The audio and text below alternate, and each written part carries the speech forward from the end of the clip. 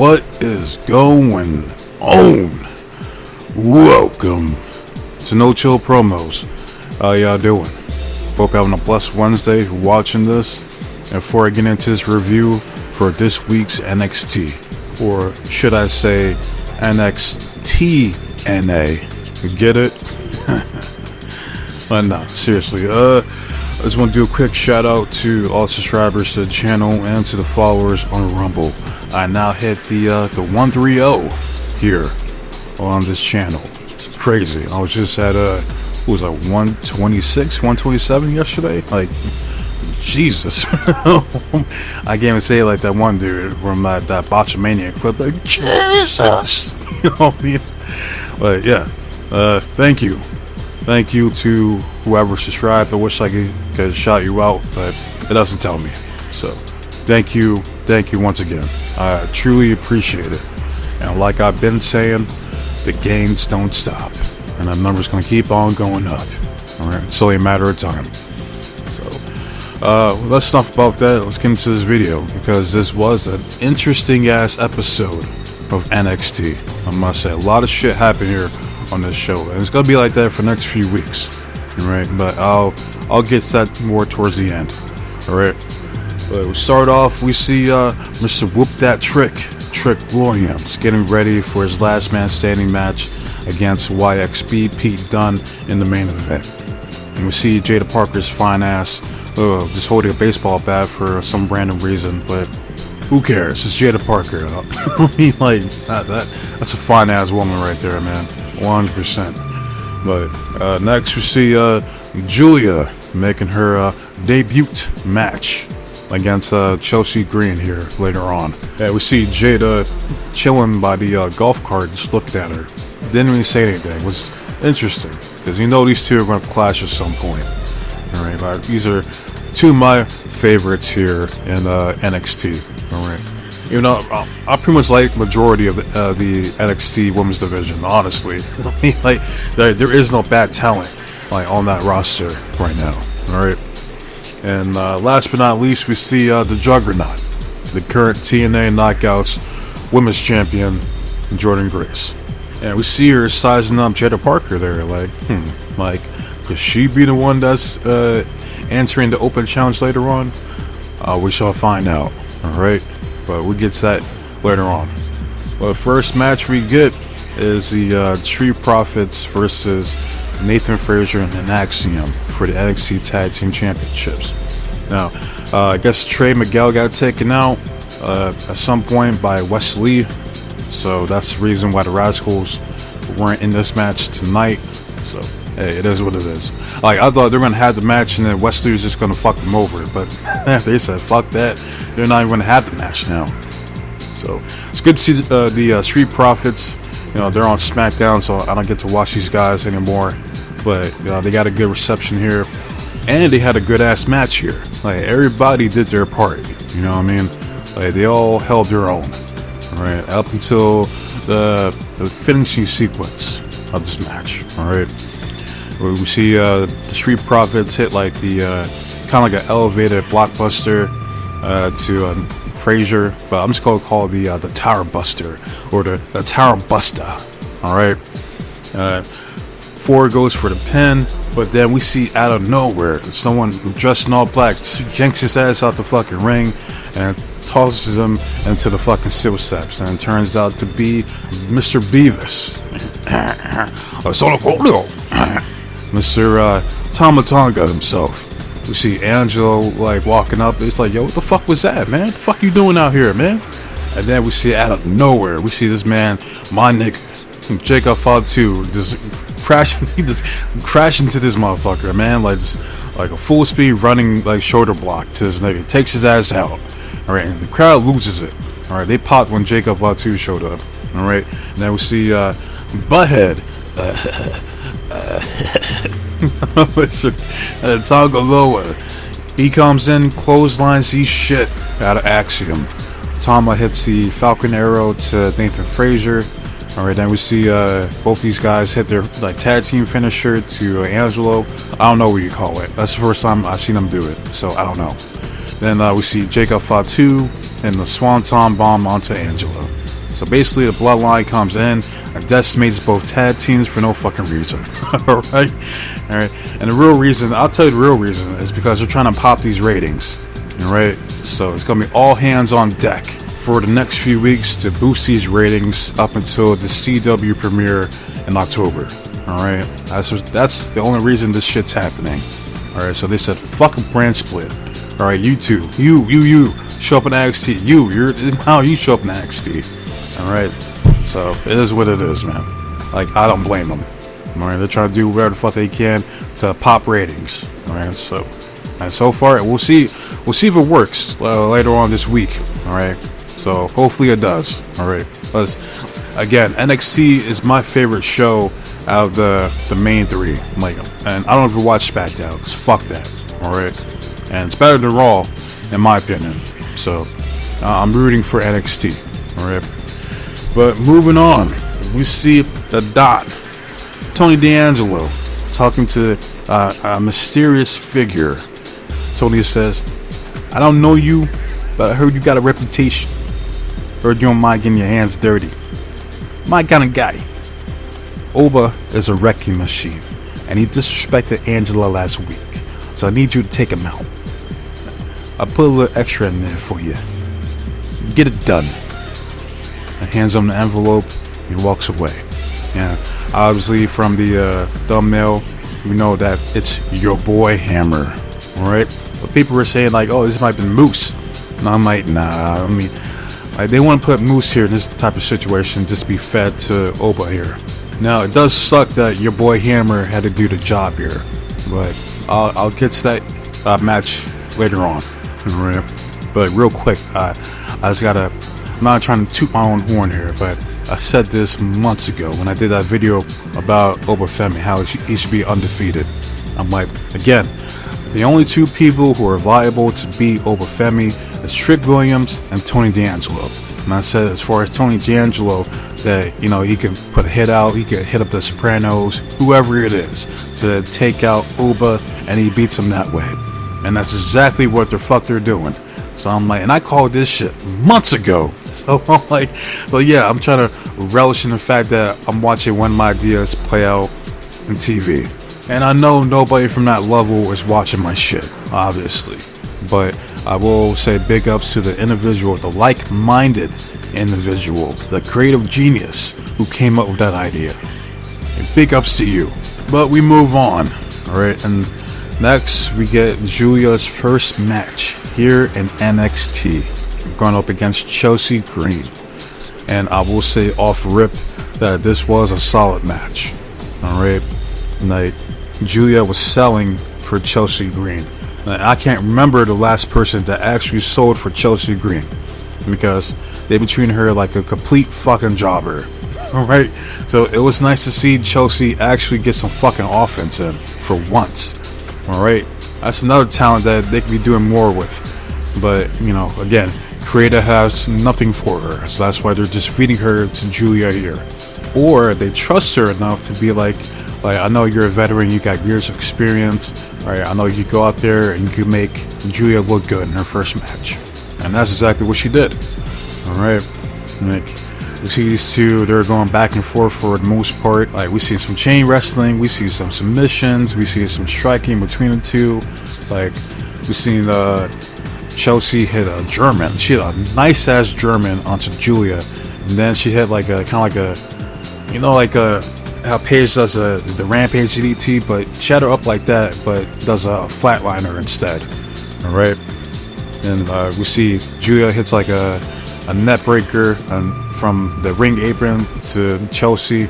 Earlier in the match, she had like a missile drop kick that sent her flying. So yeah, this match was a good example of a 50-50 match for the most part. Alright. And later on, fast forward, we see Chelsea Green. She was like just tossing fucking Julia into the announce table, like first two times. The third time, she tosses her over the fucking announce table. Alright? But the ending sequence of this match was Julia comes in, she hits that running knee of hers, and she hits it this time.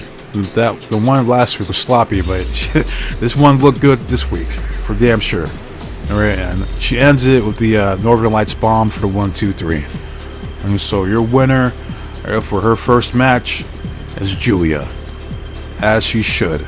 All right, and big ups to Chelsea Green because she did her thing here. She made Julia look good. They both made each other look good. All right, that's how it's done. So bravo, kudos to both ladies. All right, and you're looking that this needs to be the next NXT Women's Champion. I don't give a fuck. Alright, I'm tired of Roxanne, man. This charade of acting like she's so superior over the rest of the women's roster. And it's garbage, fucking garbage. I mean, it's cool for Roxanne fans, I'm sure. Like, yeah, and enjoy it while it lasts because she ain't getting this type of treatment on the main roster. I'll tell you that right the fuck now. All right. So yeah, enjoy her while it lasts in NXT. All right. So I think that's just about to come to an end. Come that CW premiere, she needs to go over. And simple as that. All right. But we move on.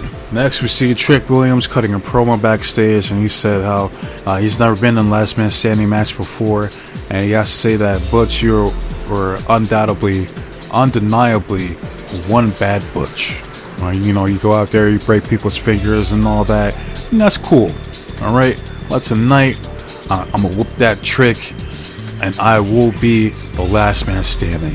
And come the CW premiere in October, I will get back my NXT World Championship. And that's basically what Trick said here. So decent promo from Trick. So we go from this to a boring ass promo from Jordan Grace. She cuts a TikTok promo talking about how, going over the lineage of the Knockouts World Championship and how she's gone over on everyone that tried to step up against her to take away her Knockouts title. All right, and it's going to be no different here in NXT. So who's going to step up, take on the Juggernaut? All she said, but there was like no charisma. Just fucking more stale than a 2-week-old fucking ginger ale. I'm like, just. God, this was not it. I mean, even though Jordan has never been a good promo, it's always the same monotone. This was one of the worst I've seen from her. But honestly, but yeah, moving on. This was easily my favorite segment of the night. All right, we check on our boy Lexis King with the Colombian lineup. All right. And he's out here in the barbershop. I mean, and his beard gets more ridiculous every fucking week. Alexis says, look at this compilation that the intellectuals created for their king. Alright. Then he just shows off highlights of last week's match against Ora Mensa. Right. And he was like, let's take a look at the beard that everybody's talking about here in the WWE. And then we see Ora coming out. He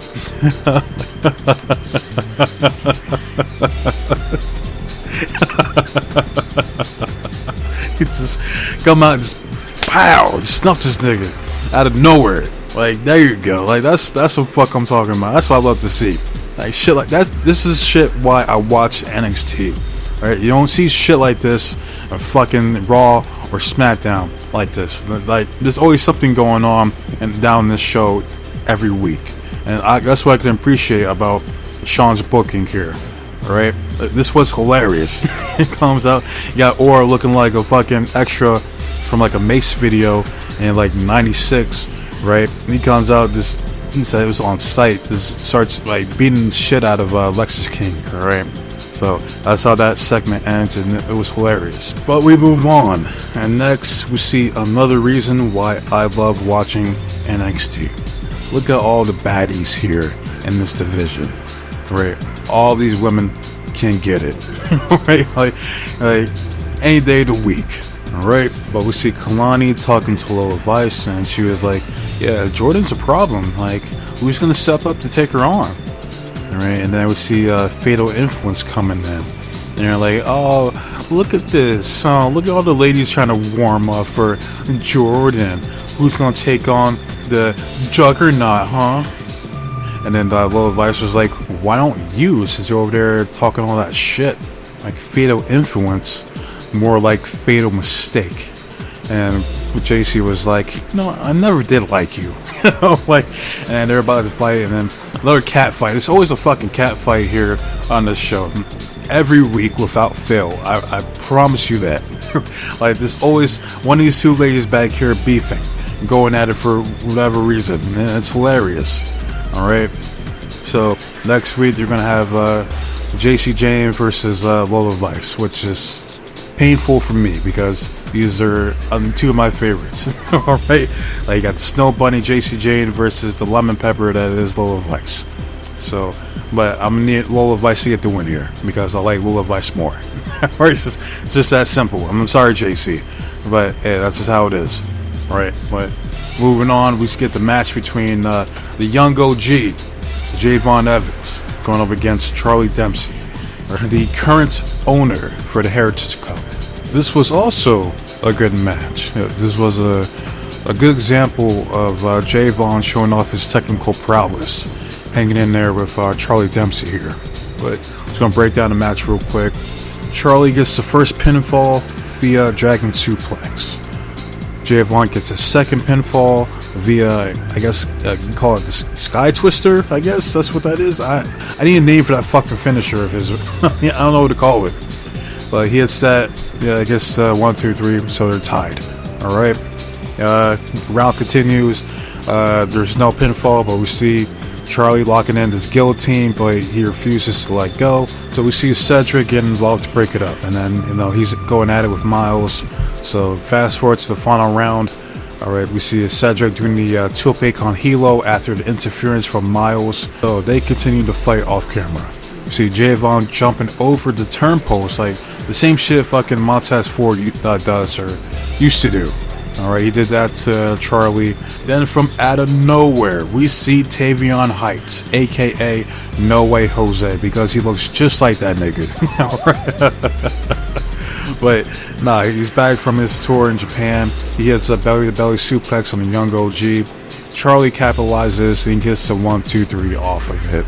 So still the Heritage Cup winner, Charlie Dempsey.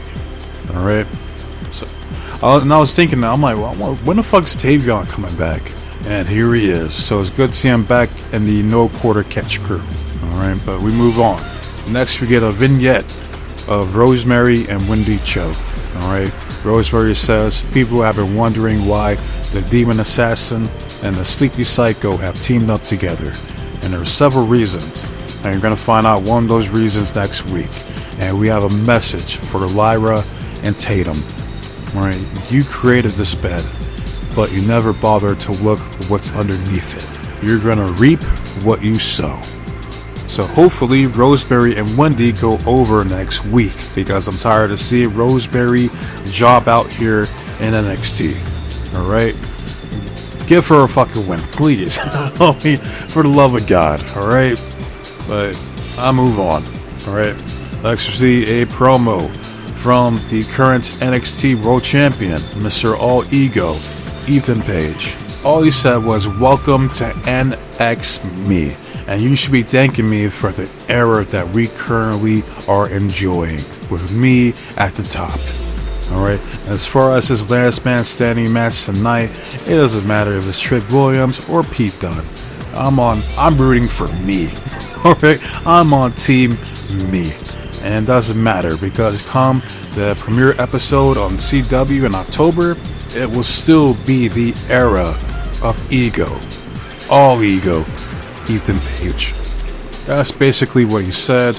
Moving on, we see the announcement that Bianca and Jade will also be on the CW premiere in October. And I told you, like I said, it's going to be all hands on deck for these episodes for NXT. Man, they need all the star power that they can get to boost these fucking ratings. Alright? So, moving on, we get the moment of the night. Alright? We finally get to find out who Oba's mystery challenger is. Alright? Who was the man that the Don, Tony D'Angelo, recruited to take out Oba Femi, the ruler of NXT. Alright? And that's your boy Hammer, Alexander Hammerstone. And I was like, yo, I was like, holy shit.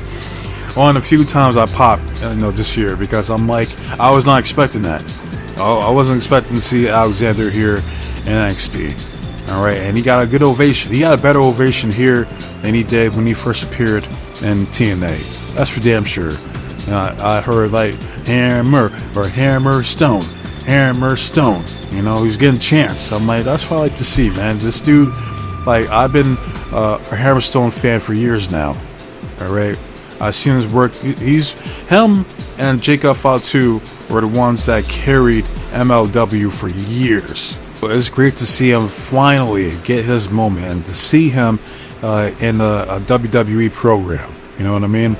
So, and he had a good showcase here. All right, this was a story of power versus power. All right, this is my type of matchup right here. These are the matches that I can enjoy. All right, and it was a good match. Now, I'm gonna break it down real quick. All right, the match was happening. We see the Don, the Angelo family was watching from the back to see who was gonna win here. All right, but we see at one point Oba hits a military press like onto Hammerstone, man, which is crazy. I never seen anyone do a fucking military press to Hammerstone. All right, so Oba is still that nigga. All right, it was like, it sucks because like these are both my guys here, but one of them has to lose, and that has to be Hammerstone, and it's for the greater good. All right, but Hammerstone does get some offense in. All right, he gets a few belly to bellies. He had like a missile drop kick earlier. He does a choke slam, but Oba kicks out at too. And the story, like, Oba usually dominates most of his opponents, but here in this match, it was like they're trying to tell a story that he ain't doing that shit with Hammerstone. Like, this dude's also a beast. All right, just look at him. This dude looks the part. All right, so he was able to just overpower, Hammerstone like he does the rest of his opponents here. But that matters not. It's inevitable because Oba hits that kind of like that release back suplex that he does. I fucking love that move. And into the pop-up powerbomb for the 1-2-3. So still undefeated is the ruler of NXT, Oba Femi. All right, I don't think the title was on the line here, but the Don was not pleased as he wasted God knows the amount of money to try to have Hammerstone take out Oba Femi. All right, but we move on. Next, we see Hank Rogan and Tank Franco talking to Robbie E and Stevie Turner, and I guess they want an opportunity against Nathan Frazier and Axiom. So Robbie was like, "Look, I'll go talk to Ava, okay?" That's what happens there. But next, we see Duke Hudson. All right, and he's fired up, as he should be, because he from jump seen that there was something off with Rich Holland. Like, he didn't want him in Chase University. So, all this time it ends up that Duke was right. But he says that, Rich, what you did to Andre Chase and Chase University is inexcusable. And Andre, I know you're laying in the hospital bed in agony for what Rich did to you, but I need you to sit up. I need you to pay attention. I need you to watch me as I give Rich Holland, Andre Chase, university-size ass whooping. Before we get to that match, we go back to the ladies' locker room. You see Ren St. Clair talking to Kalani Jordan. She's trying to decide if she should go after the Knockouts title or the North American title. And Kalani was like, well, I'm not doing an open challenge today, so why don't you go after Jordan, the person that is? And Ren was like, all right, good point, touche. Next we see Jada Parker coming in, and she was like, y'all seen Fatal Influence? Lolo was like, yeah, we seen them earlier, but they bounced. And Jada was like, yeah, alright, I got something for that ass. And then that's why she has that bat.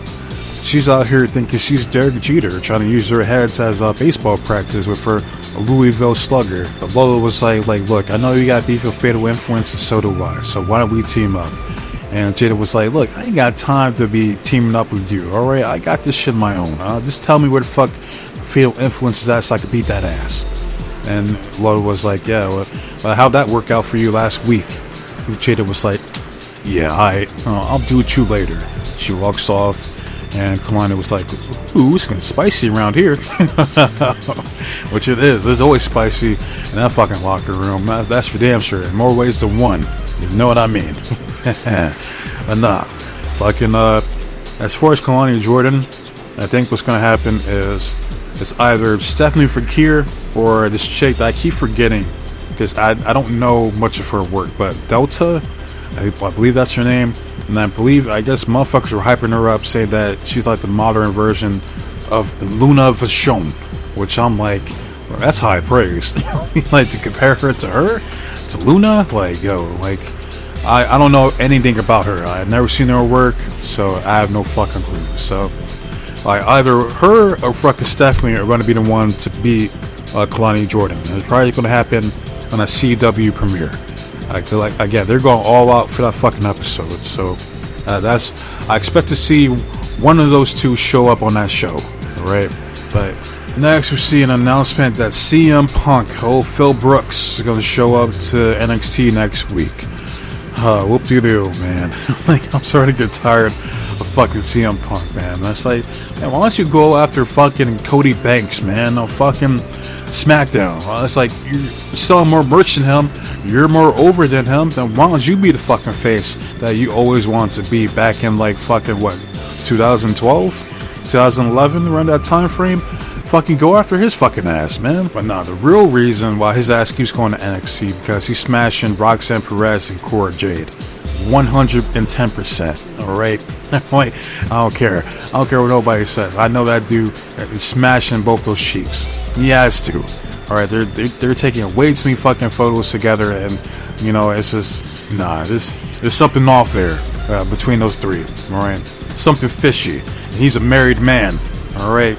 No, I'm just bullshitting.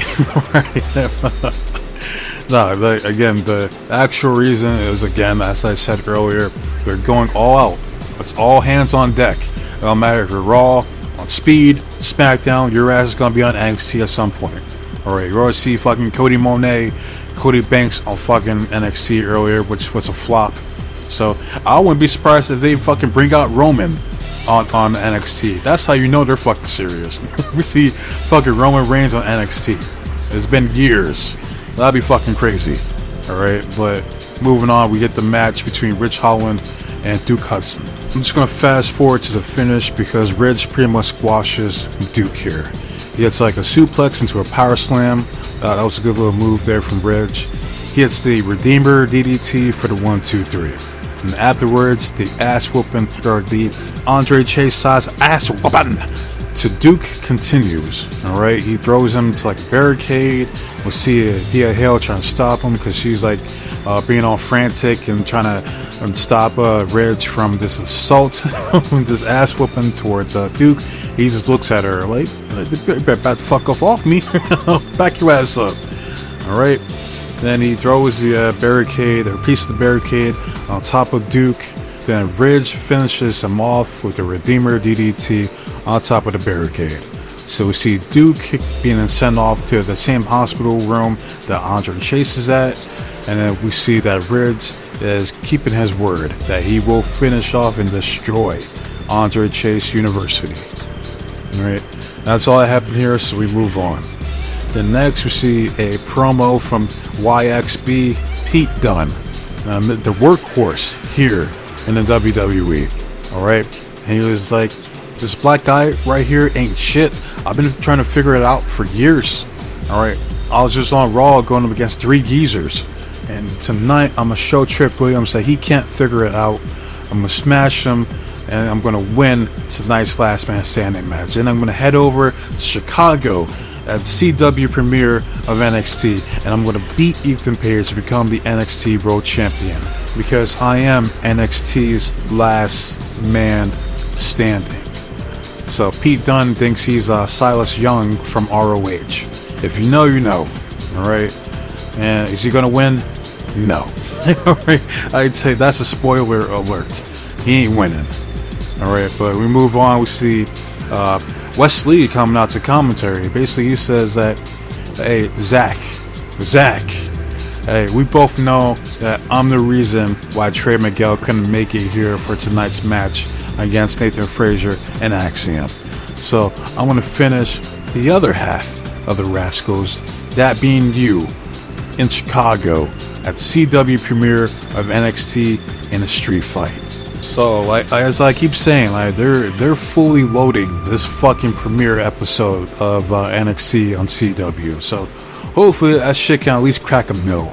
I'm hoping. Like I generally am hoping the best for NXT because again, it's my favorite show in WWE. So I hope they can crack a mill with all this fucking talent, all this fucking star power that they're fucking loading up on this fucking show, man. But we move on to the next match, and that's Jordynne Grace's Open Challenge. And come to find out, Soruka challenging Jordynne Grace here. Which I'm like, oh no. Like, that means Soruka is gonna have to do the J.O.B. to Grace because she ain't going over. So it's not even like they had a good match. Like all the matches tonight were on point.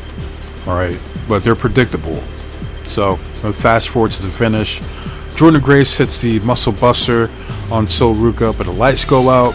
And once it turned back on, we see Wendy Cho putting Jordynne Grace back to sleep yet again. And we see Rosemary just laughing at her. It's hilarious. So at some point we're going to see, that's what I thought was going to happen here tonight, but I guess they're saving it. So at some point we're going to see Jordynne Grace versus Wendy Cho. Hell, I'll be fine if Wendy beats Grace. Someone has to beat fucking Jordynne Grace. I don't know who the fuck it is at this point, man. They're acting like she's like the fucking Terminator, just running through both NXT and TNA's women's divisions, man. It's crazy. Alright, but moving on, we see Tatum Paxley, her sexy ass, and Lyra Valkyria. Tatum shows off her dollhouse to Lyra. Lyra says that we need to be serious, that Rosemary and Wendy are a problem here in NXT, and that we need to take care of them. Tatum says that, don't worry, we're going to handle it next week. That's all that happened here. Shit's goofy, whatever, man. But Tatum can still get it. That's all I fucking know. That woman is sexy. But speaking of sexy women, we see Julia talking to Ava, and both these chicks can get it. Right? Like yeah, a lot of these women in NXT can get it. All right. Yeah, we see my nigga Funaki. I haven't seen this man, and it's been a hot minute since I see Funaki. So I was like, oh shit, it's Funaki. I'm like, yo, bunch of surprises here. But we see Roxanne bitching about how much love and attention that Julia has been getting, and that she doesn't care about what she did over in Japan. I do. I fucking do. That's what made me a fan of Julia in the first fucking place.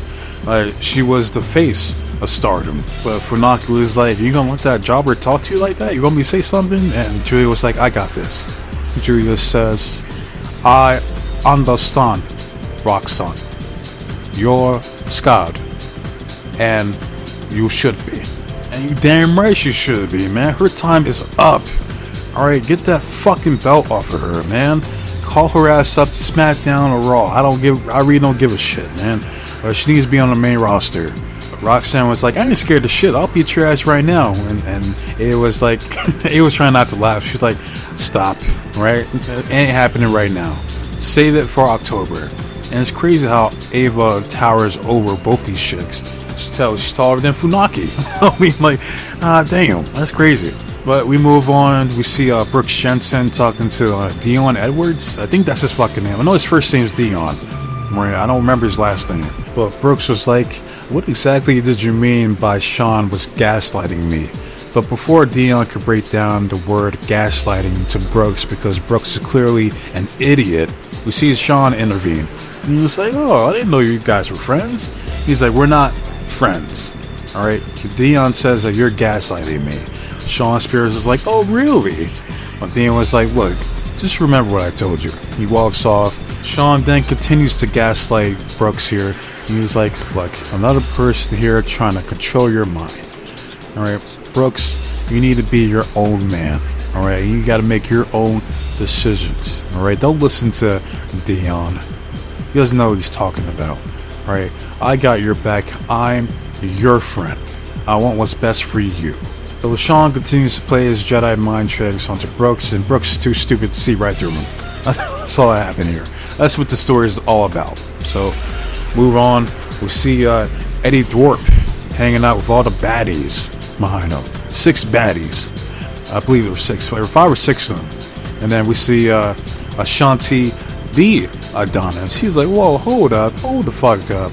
He's like, I knew it. See, I knew DJ Platonic was on some bullshit.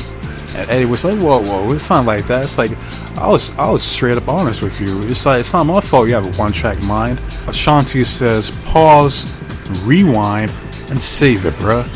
Like, I see right through you, and I know what you're all about. He fooling me. And he walks off, and Eddie was like, what the fuck? What's this guy's problem? Right, but we finally get to the main event. The last man standing match between YXB, Pete Dunne, versus Whoop That Trick Williams. And I did not care for this match. Alright, I didn't. And it's mainly because these guys waited until like the 9 count just to spring back up. Like, come on, man. Both guys were doing this shit. So it's not just Trick or Pete. Both these fuckers were doing it. So I'm like, come on, man. Like, what is that? It's like 8, 9, and then just spring back up. You know, you might as well just do a fucking kip up, man, at that point. So yeah, I couldn't really get into this match. And I know these two have good chemistry again, as the matches that they had before, but this didn't do it for me. So I'm just going to fast forward to the finish, which is they just redo the spot that they did last week, except it was even higher, a bigger bump this time. All right, but we see Ethan Page trying to brute for Pete Dunne here. It's like, get up, man, get your bitch ass up. And Pete wasn't having it. He ain't moving. All right, he's done. All right, Ethan was like, man, fuck this. So he tries to attack Trick Williams. Trick does a back body drop to Ethan. Ethan lands on the announce table.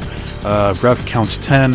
So the winner of the last man standing match is Trick Williams. And the whole crowd was going crazy. Like, there's like, whoop that Trick. Whoop that Trick. You know, losing their shit for Trick. So on the CW premiere of NXT in October, we're getting the title match of Trick Williams versus Ethan Page. And more than likely, Trick is going to win. Because Ethan mentioned this earlier, how, yeah, Trick, he may have caught lightning in the bottle once, but he ain't doing that twice. Damn sure not on me. So, I would love to see Trick win at the CW premiere. He becomes a 2-time NXT World Champion, and hopefully his second reign will be better than the first. Alright, that's what I want to see. Right. Because Ethan Page, I mean, he's got his moment. I'm glad he got a title win. I don't know if people count the NXT as a world title. I do. But I don't know, man. Trick needs to win that title back. Plain and simple. Alright, so that's it for NXT. Good episode overall. A lot of interesting things that happen. And it's going to be like this for the next few weeks up until that premiere. Alright, so hopefully the ratings see an increase this week. We'll find out later on. So, yeah, but those of you that watch NXT, let me know how y'all felt about this week's episode. So, love it, hate it, comment, subscribe to the channel. It's all the same to me.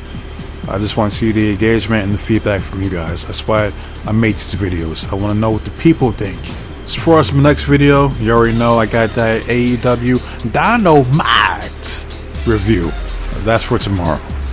So, and usually I only have enough time to do a video a day. Alright, so I don't know, especially with these reviews now, like I'm already tied up from Monday through Thursday. Alright, so really I only have like Friday and Saturday to try to put out some other videos normally. So I don't think anything's going on this week. I know next week's Victory Road, so it's always something going on. But yeah, wasting enough of you guys' time. So with that said, be safe, be blessed, take care of yourself, and trust in God. I'm out of here. Till next time, adios.